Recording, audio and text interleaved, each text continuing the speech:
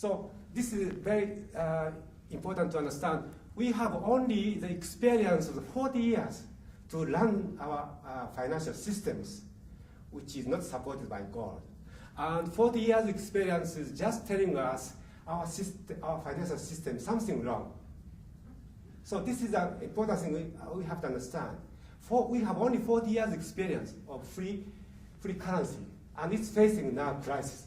So we have come up with new system design to overcome this one. So only the regulation Fed or central bank is not enough. If you look at this whole picture of the macroeconomic systems, this is how OECD countries are facing similar debt. I'm not sure that US debt could be probably higher debt ratio. This is debt over the GDP. So Japan has twice as big a debt. But interestingly, most OECD countries are having the same debt accumulation problem after 1970s. So whether there are no exceptions.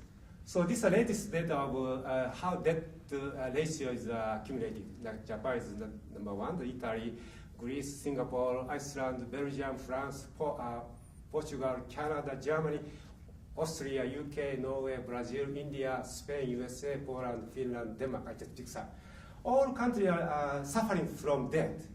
So all countries suffering from debt. So inevitably, they have to overcome this problem. Otherwise, they have to face a serious governmental crash or the drops of the security prices, government security pricing. Okay. So now you understand our financial system has very system design problems. Then how we can overcome these problems? And first of all, we want to show how we can overcome this problem and the current system of money as debt. Okay. So this is a simulation of simple GDP. This is a kind of equilibrium state. That means all full capacity is the same as GDP, supply is the same as aggregate demand. So this is a kind of good ideal state. Economies keep growing smoothly. But behind this schedule, our economy continue to accumulate debt. So this is the situation. Even though we have no recession, still government keep accumulating debt. Okay. Now how we can overcome this debt crisis? Or it's easy. You can ask your kids how we can reduce our personal debt.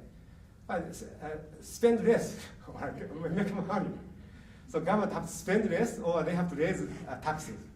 That's the only way. There are no other way to reduce this debt. It's very simple. Then we can, if government spend less, we can attain this kind of stabilized debt ratio. This is required by EU countries, about 50% of GDP. All EU members have to comply with this one. So Greece is very struggling to attain to this one. So we can attain this stabilized debt ratio by under current systems. In our model, we reduce spending by 9%. But this is not costless. Actually, whenever we spend less or we raise tax, we have to face a recession. So we are in a recession, we want to stimulate the economy, but we have to also reduce the debt. But to reduce debt, we have to spend less, that causes another recession. So kind of dilemmas. So current macroeconomic system of debt is really the dead-end system. That's how I understand the current macroeconomy. Okay. Now, hopefully, we can overcome this dead-end systems by introducing the debt-free money system. Okay. So it's very simple. Whenever government starts printing money instead of borrowing, all debt is reduced. I'll show, if we have time, I'll show with simulation. But by changing into the government printing money system, we can reduce. And at the same time, our economic growth becomes higher.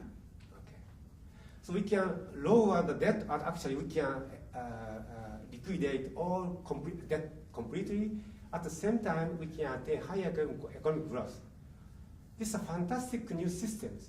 We have to just propose.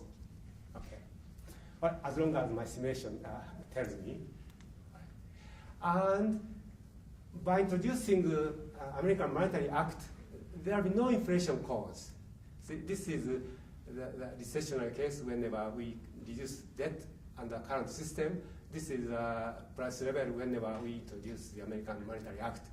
So actually, inflation is not created as long as simulation model is concerned. So no inflation is created. Okay.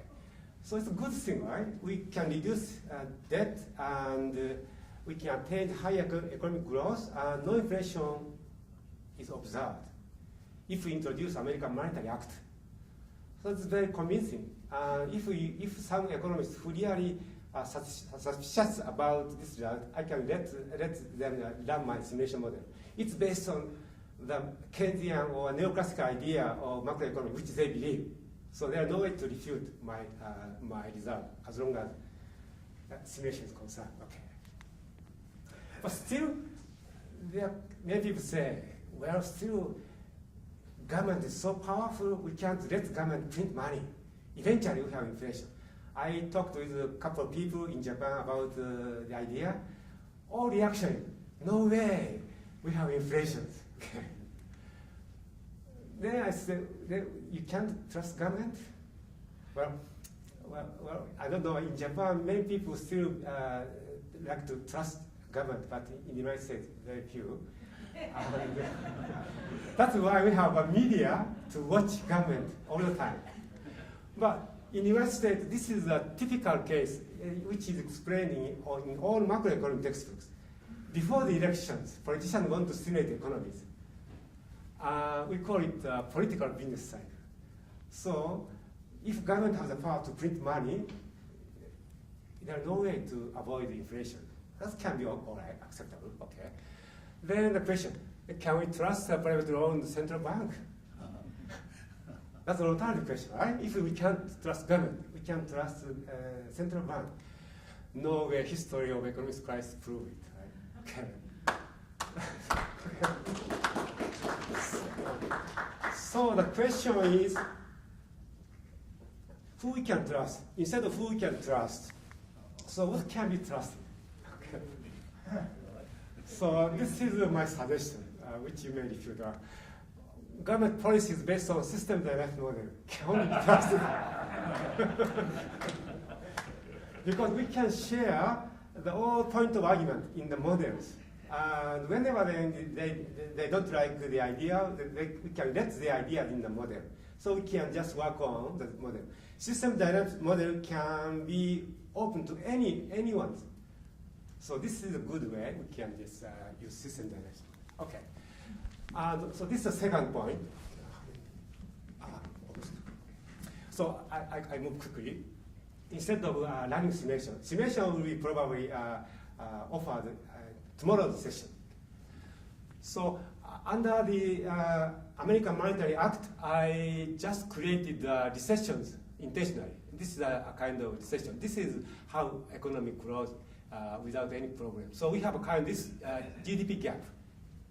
Whenever we have GDP gap, since the government can print money, we can print money and distribute. So for the infrastructure or the green business or the education, whatever purpose, we can print money and without causing inflations.